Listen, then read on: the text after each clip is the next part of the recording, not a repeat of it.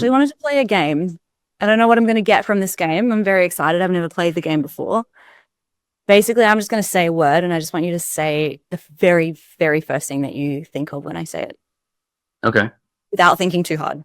Okay. Okay. Okay. You ready? Yeah. Ocean. Both. What did I say about thinking? Okay. Um, dolphins. Cute. Drums. Bang. Um, This is dangerous, by the way, saying don't think, because if I like know. I get verbal diarrhea and it like I'm not, it's not, is it really me who's saying these things? I don't know. You're in good company. I can deal with verbal diarrhea. I don't actually, there's like no end to this game. We could just continue going. I was just quite Yeah. interested. What about octopus? Legs. Fair, yep. There are a couple of those. A rainbow warrior. Tragedy. Yeah. Wombats. Bottoms. Really? Because they have like really hard bums that they use to like smash the dingoes when they try and get into their burrows, apparently. Is that That's always that's a it's good like their fact. superpower. Yeah. It is, yeah, it is a super fact. Do you have any other wombat facts? Firstly, I'm quite surprised that you just went with like the actual animal of the wombat and bums. Oh yeah, yeah. Yeah, That was the first thing that came into my mind. I love it. Because we've being called the Wombats was a very spontaneous kind of thing. For our first gig, it was like we need a name on the poster and just put that down, and then the rest followed.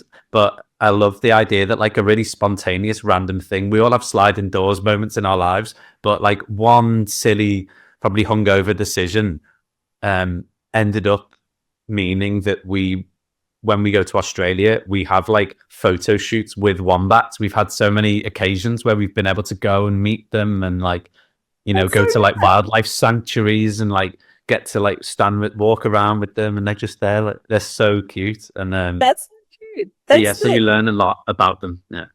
That's a hack. That's a life hack. If you just name your band something you want to spend time with or you like, Yeah, you kind of know. exactly. I mean, that's the only reason we did, made loads of music and albums and stuff and called ourselves the Wombats, was to get to Australia to be able to meet one. So it worked. It's worked really well, actually. What's your relationship like with the ocean? Well, I live in Liverpool and we've got the Irish Sea, just kind of like that. The sea air is what I associate most with the ocean, I think. Apart from the obvious, like swimming in it, my favorite thing is like the sense of distance and the horizon.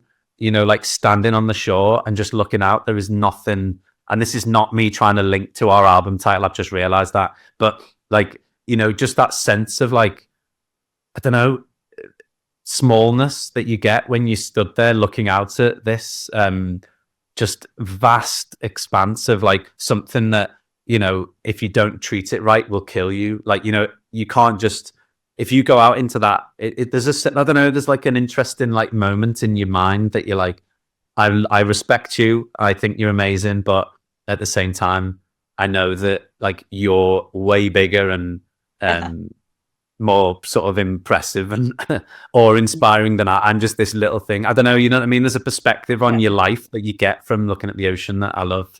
Yeah, it's amazing being on the shore and looking out at the ocean. Like I also live on the beach, so it's like part of me. And you just see forever, and it's just ocean. And I'm going, oh my goodness, like what am I? Just a speck. But when you're on the ships as well, you could be at sea for months at a time, and you just look out and there's no land for months. Yeah. It does really put into perspective like life and the vastness.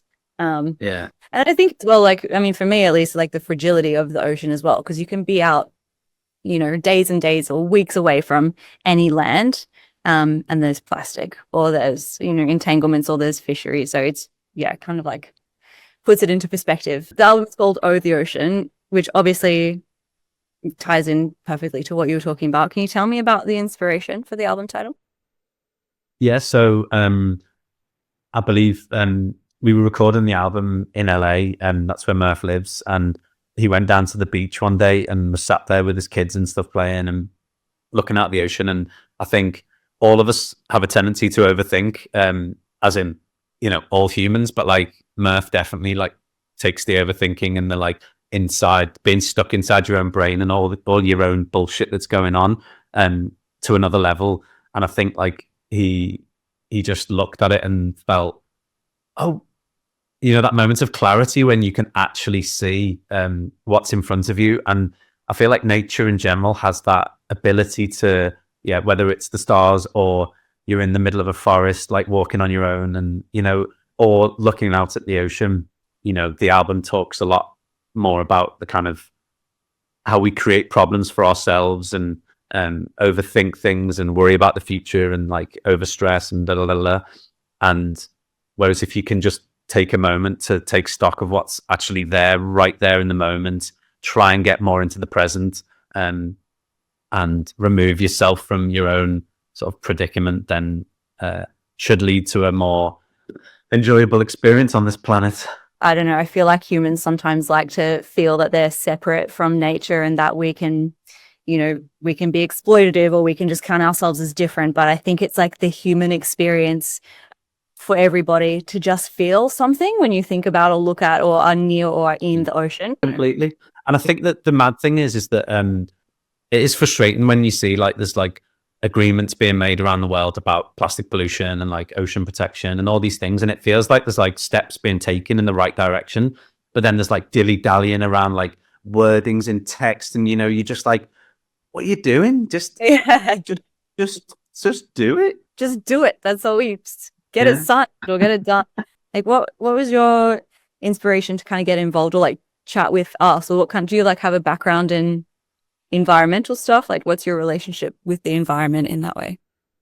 Yeah, so ever since I was young, really, I've always taken a keen interest in it, and joined the Green Party when I was 18 in the UK, and paying me little student subs and Greenpeace started donating, and a bunch of other charities and stuff, but always felt like obviously music was my kind of like the main thing I did. And we've always tried to, tour as sort of ecologically sound as possible. I mean, it's obviously that it's difficult, to be honest, as a band. And I've always struggled with this, like the distances obviously we have to travel to like perform around the world.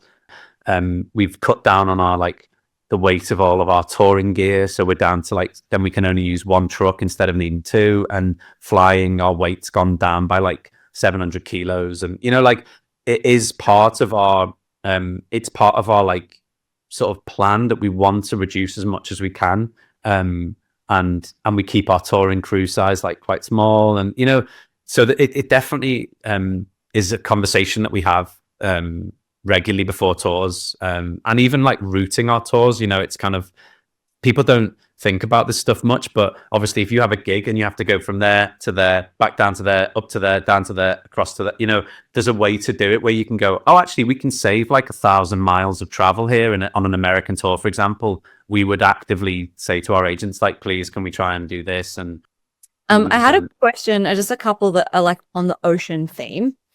You were mentioning before about like waves crashing and stuff like that. Obviously the ocean has kind of got like a beat and a rhythm to it. Are you in your music, especially as a drummer, like inspired by nature, or do you use nature in like writing or making of songs?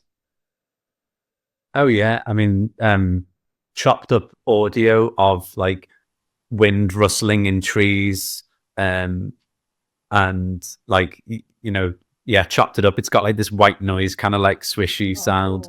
Oh, it sounds so relaxing.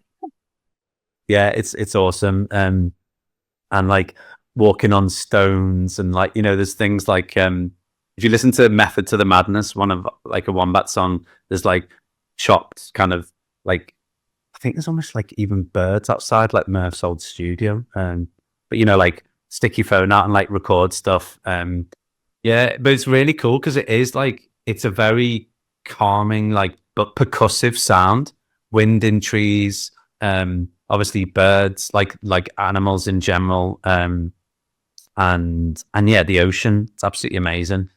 Going for a walk in nature can be one of like the most helpful tools when if you're trying to solve something for a song or trying to find a starting point for a song, or making music, because it does help you clear your mind so much, that your brain all of a sudden starts like hearing, seeing or hearing like possibilities for how to solve it and where it can come up with something different, or an album title.